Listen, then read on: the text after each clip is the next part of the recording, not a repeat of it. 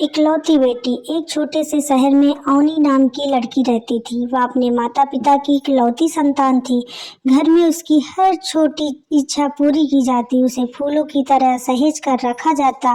मोहल्ले वाले अक्सर कहते, इतना लाड प्यार लड़की को कमजोर कर देगा।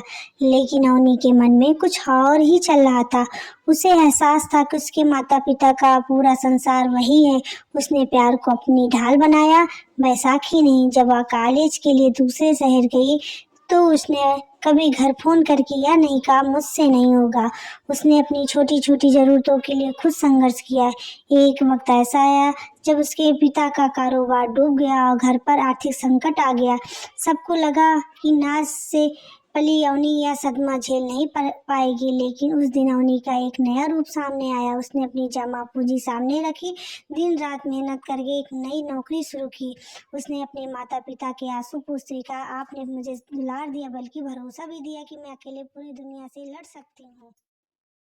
जब अवनी ने घर की बागडोर संभाली तो शुरुआत बहुत मुश्किल थी।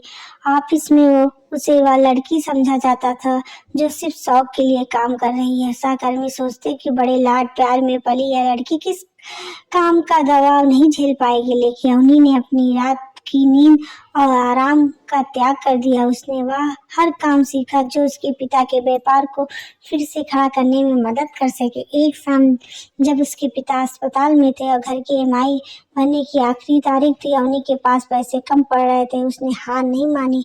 उसने अपने सालों से जमा हुई कीमती पेंटिंग बेची और अपने पसंदीदा स्कूटी भी गिरवी रख दिया। उसने अपने माता पिता को इस बात की भनक तक नहीं लगने दी कि कितनी मुश्किल में है। वह घर आती तो चेहरे पे वही मुस्कान होती जो बचपन में पापा के चॉकलेट लाने पे होती थी।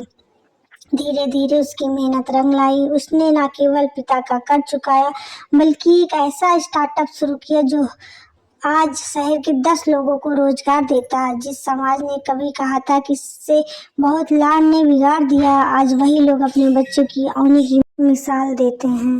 अवनी की कहानी यहाँ से एक मोड़ आता जिसने सबकी सोच बदल दी। जब अवनी का स्टार्टअप ऊंचाइयों को छू रहा था, तभी एक विदेशी कंपनी ने उसे शहर छोड़कर विदेश में एक बहुत बड़े पद का ऑफर दिया।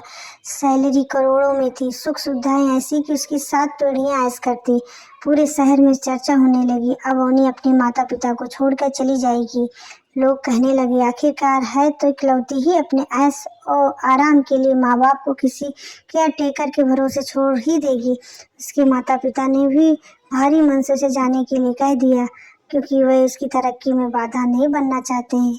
लेकिन ट्विस्ट तब आया